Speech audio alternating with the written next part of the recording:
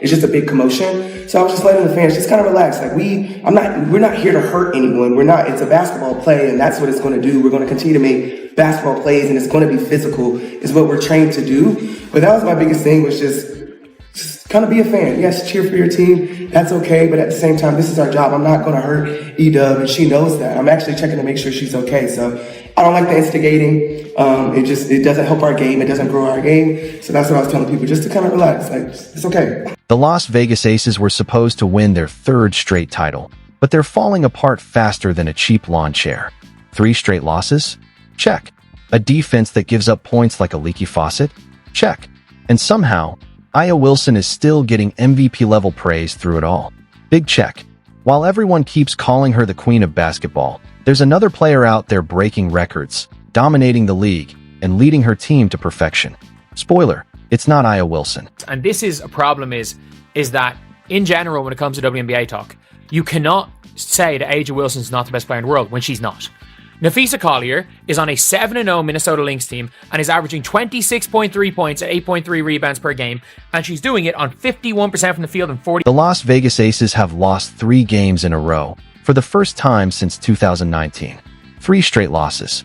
Back then, Bill Laimbeer was still coaching, and we all remember how that era ended. But here's the wild part.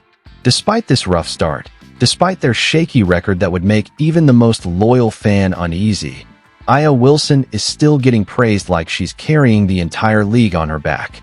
Before Clark's injury, she was under 115 to win the award, while Collier sat at over 160. But as of earlier this week, Collier now sits at under 175 to win the award, while Clark's MVP odds lengthened to over 250. Collier's averaging almost 30.7 rebounds and 3 assists, and the Lynx are currently undefeated, sitting first. Meanwhile, up in Minnesota, there's a woman named Nafisa Collier who's rewriting what MVP-level basketball really looks like.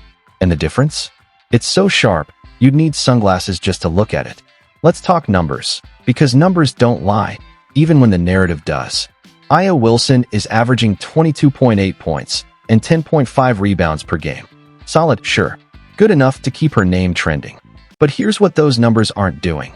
Winning games for a team that's supposed to be a title favorite. A'ja shouldn't have won MVP last year. She has all these pieces, all these big names, and they're struggling. They're struggling. Visa Collier has, if we're going band for band, Visa Collier has way less help. We're talking about superstardom. And she had a team in the finals, and right now they're 3-0, 4-0. Aya, she's been average. Now flip the script to Nafisa Collier. She's out here averaging 26.3 points, 8.3 rebounds, and shooting a ridiculous 51.4% from the field. And get this, she's leading her team to a perfect 7-0 start. That's not just good basketball, that's domination. That's the kind of performance that makes you lean back and say, now that's what an MVP looks like. WNBA game was as long as an NBA game. Nafisa Collier would be averaging more points per game than anyone, men or women. She's averaging 30 points per game this season, and her spin move to the left and the pull-up might be the most unguardable shot in all of basketball. If you're on her back and you see her start to turn over that right shoulder, just start running down to set up the offense.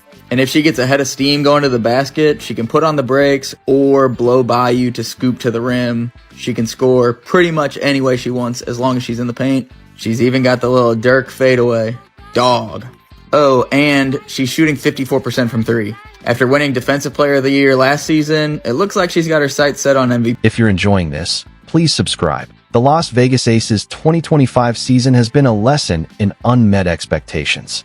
Once hailed as the WNBA's unstoppable dynasty, the back-to-back champions stumbled out of the gate with a 92-78 loss to the New York Liberty, followed by a 102-82 blowout defeat to the Seattle Storm.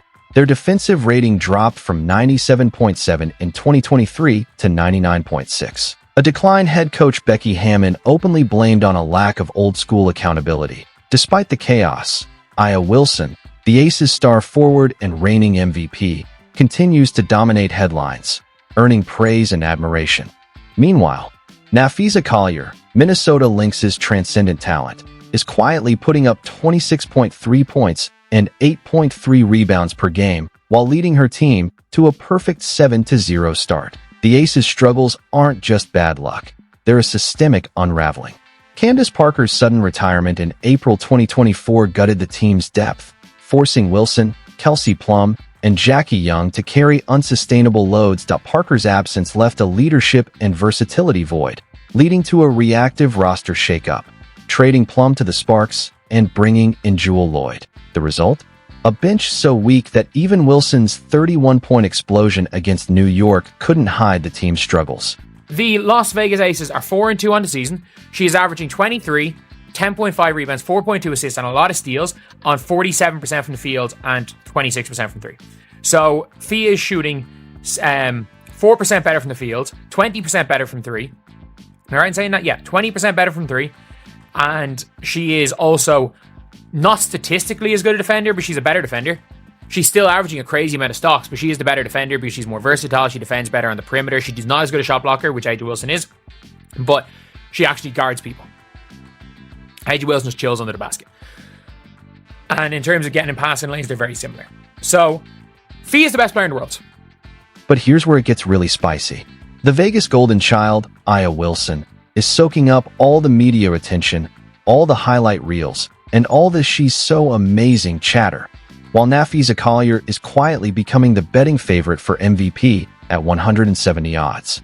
Let that sink in. Wilson's 22.8 points and 10.5 rebounds per game look great on paper, but they're symptoms of a broken system.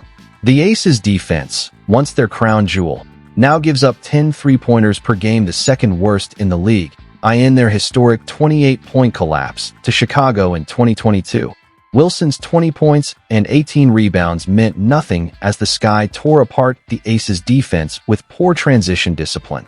Fast forward to 2025. Seattle's 75-70 win over Las Vegas showed Wilson's 19 points, but the Storm's 43.1% shooting overall and 36.4% from three exposed the Aces' failure to lock down when it counts. Wilson's numbers are impressive but increasingly disconnected from winning basketball.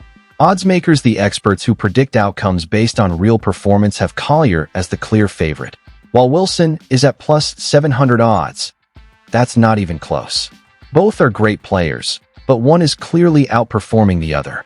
And it's not even a conversation. Nafisa Collier winning Defensive Player of the Year this season. Like I said, I think she is coming back into this season with a vengeance, and I saw so much good defense from her in Unrivaled, and I think that's one thing about Unrivaled in that 3-on-3 full court format, and even with the one-on-one games that we saw, players were getting exposed if they weren't able to guard one-on-one on defense, and Nafisa is somebody who exposed a lot of players with her defensive abilities, with her blocking abilities, with how quick she has gotten. She continues to elevate her game, and so I have her as a favorite, as my favorite for Defensive Player of the Year. The WNBA GMs seem to get it.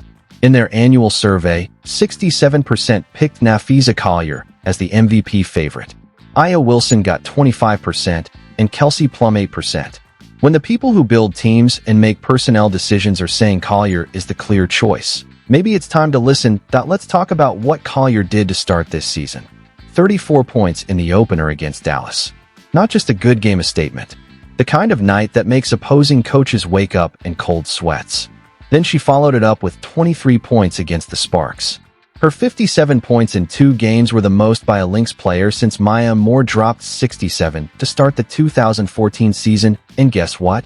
Maya Moore won MVP that year. The stories about these two players couldn't be more different, like they're written by opposing political parties. Wilson gets the "she's carrying her team" narrative while the Aces struggle. Collier gets the "she's having a nice season" treatment even though she's leading her team to perfection. Let's be real about what's happening in Vegas. This isn't just a slow start. This isn't growing pains or early season rust. The Aces have fundamental problems. Their defense, once their calling card, is now giving up nearly 10 three-pointers per game, the second worst in the league. Their pace has slowed, assists are down, and they're missing their floor general, Chelsea Gray. These aren't small issues. These are, maybe we're not as good as we thought, problems.